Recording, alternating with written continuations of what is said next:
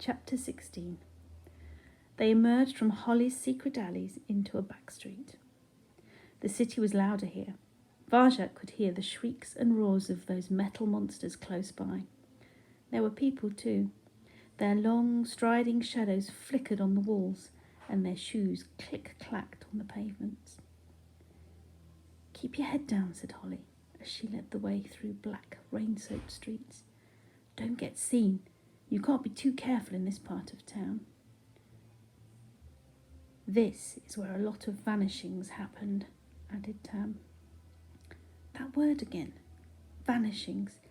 Everyone seemed to be talking about it. "What's a vanishing?" said Varjak. "It happens all over the city," Tam whispered, "but especially here. One day a cat's there.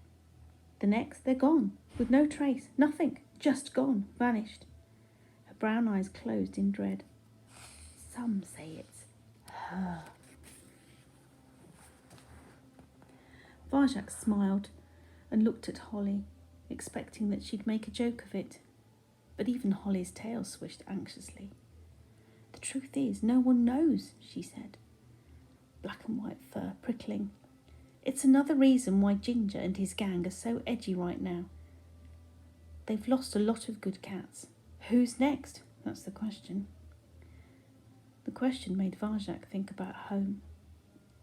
Who'd be next for the gentleman and his cats now the elder paw was gone? He shivered at the thought. The world he came from, and this world outside, were so different. The gentleman and the blues meant nothing here. The Contessa's house had no gangs or vanishings. Was he all that connected? The two worlds.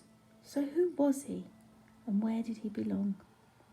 He couldn't go home without a dog, that much he knew. What would it take to make a new life outside?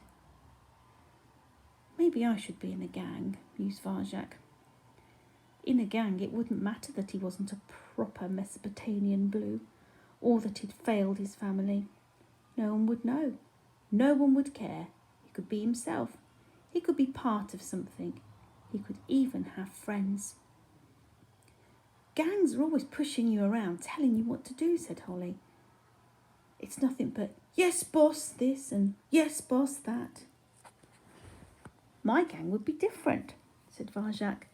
"You could do what you liked in my gang. And who's going to be in this gang with you?" "Well, there's you two. And me. That's a start." "Sounds fun," said Tam. Holly laughed. "You think so? And what about the small problem that one of our gang doesn't have a clue what he's doing?" Varjak stopped and stood up straight. "There were 5 of them," he protested. "I don't mean that. I mean, well, everything. Everything you need to know how to survive in the city. How to find food and shelter. How to stay out of trouble. How to—" "I can find food. I'm a hunter." He knew she didn't believe him, but he couldn't stop now. "I'm the greatest hunter in the world." "The greatest hunter in the world?" she scoffed.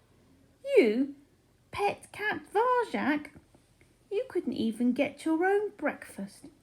But Varjak wasn't listening anymore. Stung by Holly's words, he followed his senses down a turning off the street. He was going to show her. "Why are you so mean to him?" said Tam. "He obviously can't hunt, but there's no need—" "I haven't finished yet. Hey, Varjak, come back. You're not safe on your own. Where are you going?" "To get my own breakfast," he growled. He could hear the buzz of the streetlights, the roaring of dogs, the rumbling of the city that never stopped. But above all this, he could sense something else, something close, drawing him on. He followed it into the shadows, further from the lights. "Come back here!" shouted Holly. His eyes slowly adjusted to the dark. Deep down the alleyway, he glimpsed a soggy mound of paper and boxes. He could smell food. Salty, fishy, oily. But that wasn't what had drawn him. His awareness started to tingle. There was something else. It was as if he was being watched. just by Holly and Tam, but by some part of the darkness, with the eyes as black as shadows. He let his awareness flow out. What he sensed was odd and cold. Something not quite alive, but not quite dead either. He frowned. It felt wrong. Varjak Paw! It's dangerous down there. Come back right now. It was Holly. He turned, hushed her, and turned back, the tension rising within him. But that strange sensation was gone, leaving no trace. Had he just imagined it? All this talk of vanishings was getting to him. Puzzled, he probed the shadows again with his whiskers.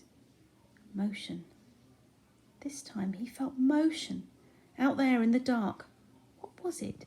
Hidden behind the rubbish. Something small and sleek was moving. A mouse. It was only a mouse. He let out the tension and grinned. That must have been it all along. Nothing more than a real live and very breakfast-sized mouse. So this is it, he told himself. Your big moment, your first prey. This is not a toy. This is not a dream. It is real and it's happening now. Don't move. Not till it's in range. Don't even breathe. Here it comes. It thinks it's safe. Hunting, the third skill. When you stalk your prey, you become your prey. Varjak's senses went out to it, tracing its tiniest movements, merging with it in his mind. The mouse came closer, closer. Crack! His paws shot out, slapped the mouse's head hard, stunned it, held it down. Jaws closed around its neck, teeth sank in, the lethal bite. Varjak gasped. He had killed it for real, and it was like killing a part of himself. I'm sorry, he thought, beginning to shake. I'm sorry, but I have to eat. Enough and no more. That is the way the world is made. He stooped and gently picked up the body. His first kill. He gave silent thanks and crunched into his breakfast. It was strange.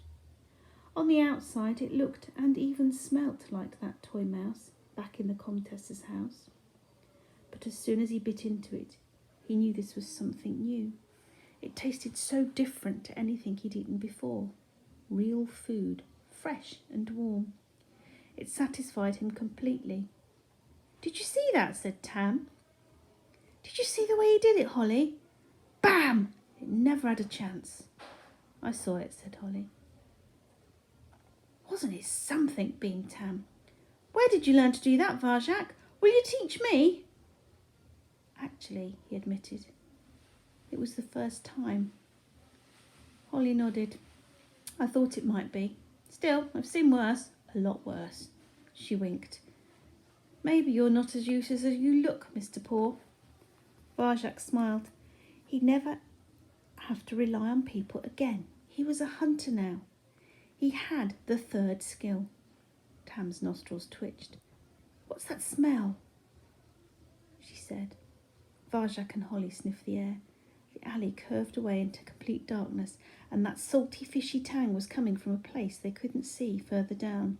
The scent reminded Varjak of the gentleman's caviar. Another thing he'd never have to eat. It smells great, said Tam. I'm going after it. I wouldn't, warned Holly. We're too near Ginger's turf. You don't want to risk it. Wait for the park. Tam licked her chops. At least it's not her territory, and it smells so good, Holly. There's no one else around. It'll be okay. Come on, Varjak. Let's eat. You really like that smell, he said. It's already dangerous here, said Holly. I'm not going any further. You killjoy, muttered Tam. Holly knows best. Holly always knows best.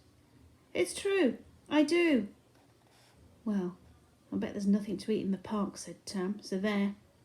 She was right. The park had been picked clean already. They could find no food at all. They came away hungry, except for Varjak Paw.